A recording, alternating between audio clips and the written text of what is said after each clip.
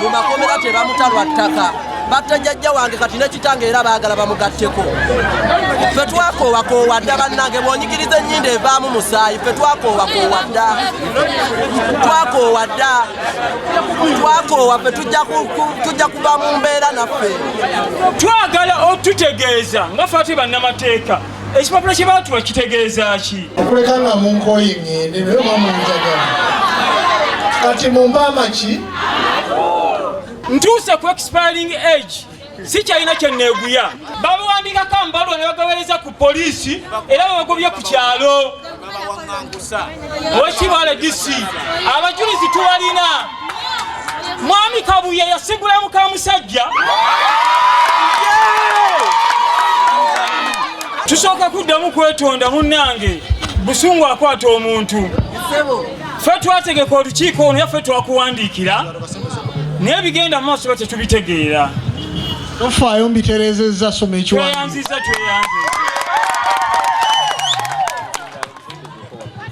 owekitiibwa RDC tulina ensonga bbiri mu kiwandiiko ekyo kye tukuwadde ensonga esooka yaba ssentebe be LC1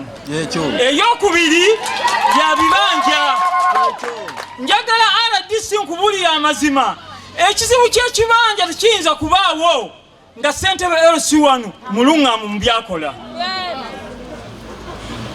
tufunye okulimbibwa era bakulimbye nga ssentebe LC1 bwe yajja ewuwo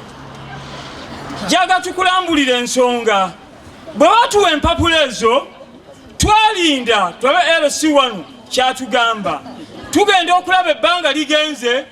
tuyingira mu nnaku 45 tayogera tuyingidde mu nnaku 50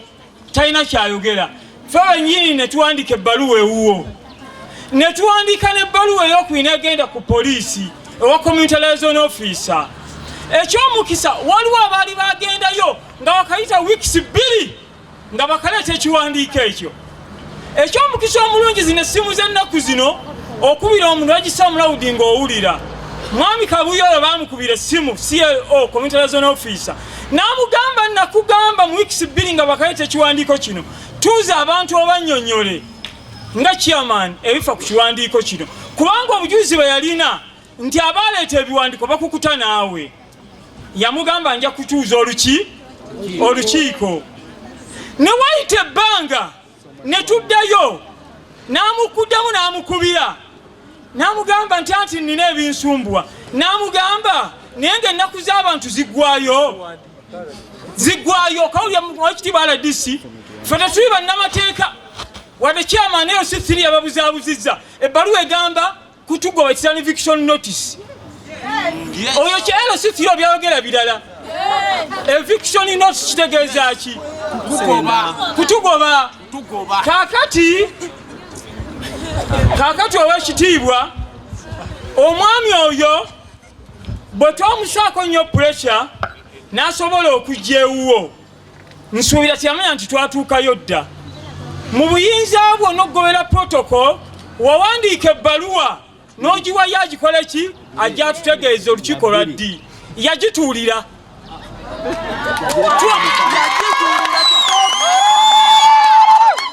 okuleka nga munkooyi ŋŋende naye mwamunjagala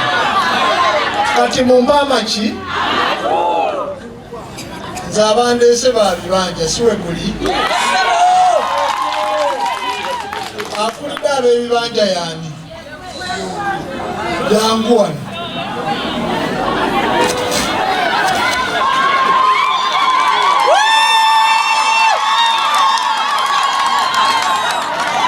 mulina ekiwandiiko kyammwe twakikuwadde tuno kisoma mukinsomere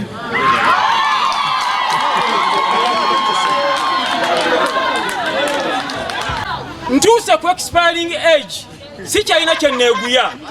abantu baali beekunze kino sikikukisa benonera ebbaluwa twabagamba kintu eki omuntu ng'oyo Kasadisi yatubuuliddeko tukole ekintu kimu kumuboola era tumuboola waayita tetubeerawo ne waayita olukiiko tetujja kugendayo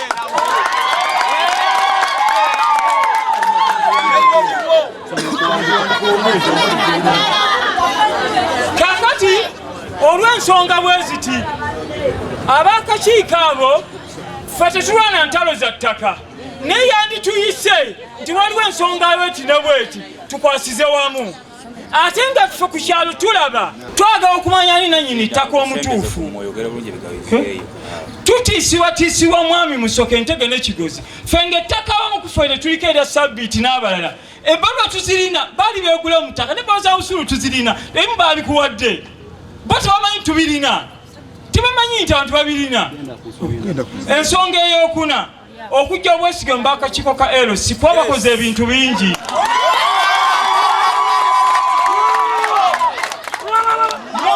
Mu bintu ab'akakiiko ka LC wano bye bakoze saba mpuliriza ow'ekitiibwa RDC twakojja okuwunzikira. Ensonga esooka kutuyamuluka ku nsonga y'ettaka lino twabalema okututuuza tolwakuba ggwe n'ennaku zazigera kuggwa okuba tugobe laka tebatuuzanga era ffe twabasaako puresha ffe twatuuza olukiiko luno ffe twakuwandiikira ffenna nga bw'otulaba ani atasonze ssente tupangisiza tenti zino ne tuwa abantu amafuta abali wano. Ekyokubiri ow'ekitiibwa RDC tuzze tufuna obuzibu n'akakiiko ka LC wano nakugombola ensonga ne zituuka nga beekwasa abegombolola mbwe etteeka libalemesa okukwata ku LC wano. Ne recent President bayongezaayo ebisanja bya LC wano yakyogerako ati nti kaakati abongezaayo naye tabongeza mu tteeka kwaliba terikyakola naye abongezza ng'akozesa dikuli ng'obuyinza bwe n'akuwa obuyinza aba LC wano abatakola ku nsonga z'abantu okole ki obakoleko. Aba LC abo bawaŋŋangusizza abatuuze babawandiikako ambalwa ne bagaweereza ku poliisi era babagobye ku kyalo. Owekitiibwa RDC abajulizi tubalina. Mwami Kabuye yasigula muka musajja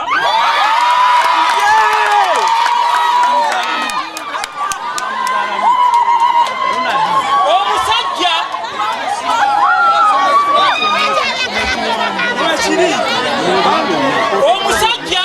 ne baagala omusiba n'awaŋŋanguka twamuyisa waaliwo nawo obujulizi buli agezaako bawakanya tulina omwami Kizito baani bakuba mangu essimu ku poliisi bw'ogenda okulompa nga bakwatirayo nga basoose okukubayo essimu. Ssentebe tugenda kuboola abantu bo tetubeetaaga tusayire amagezi tetubeetaaga kino oyinza kiyita ekyokusaaga tetubeetaaga era ky'abantu abakomplaininga bajja kuba nabo badde obeetaaga kuba neeyisa y'abasajja abo bakuba n'abantu kuno ogenda okulomba LC ng'aloopedde ku poliisi bw'otuuka eri nga bakukwata bwe bali baabano bakubuulire. Ssentebe mwami RDC ensonga eno obunyivu bw'abantu bw'oyinza obukendeeza kuba bw'otabukolako munansonyiwa nze nakugambye ndi mu expiring age naye abavubuka bano be babonyaabonya bantu bazibu nnyo balina ebizibu bingi. Ab'akakiiko abasinga bakalekulidde olw'enneeyisa y'abantu abo. Omulamu ogusemba alina mukwano gwe Ronnie oyo lutaaya ndowooza owuli abantu kye baddamu amanyi okutuvuma n'agamba tetulina magezi naye twagala tusooke tukubuulire mufe abantu abasinga twasoma mulimu badokita mulimu balooya mulimu abasawo lwakuba tetweteeka mu butaala tubasinga amagezi ekyo kankikubuulire naye ensonga tuzikwata mpola. Nze gwolaba nga nakuwadde profayiro yange mukama wange nze gwe bavuma kikwewuunyisa n'empisa mu bantu tebalina kikulu nnyo. Enduulu zino z'owulira teziri ku nsonga za ttaka kuba senga zaggwa dda naye ab'akakiiko abo be bavuddeko obuzibu babasuubiza bawayiika owekitiibwa RDC tukole tutya so mukama waffe mu bufunze byebyo ebiri mu kiwandiiko kino twasooka twatuula wano era naye mwali batonomu lwakuba leero kikuuludde. Ogwaddako ne tutuula mu kyalo eyo gye bayite Ŋŋanjo, ne twogerera ku ki ettaka lyerimu. Na guno gwe wakusatu tukomyewo ate we twatandikira. Okusooka nja kubeebaza kuba bakkakkamu wadde nga muli bakaawe eri abantu abamu, naye ate muli baki? Obukkakkamu obwo nsaba tubukuume kuba bwe bugenda otutuusa ku buwanguzi. Okusooka nja kubeebaza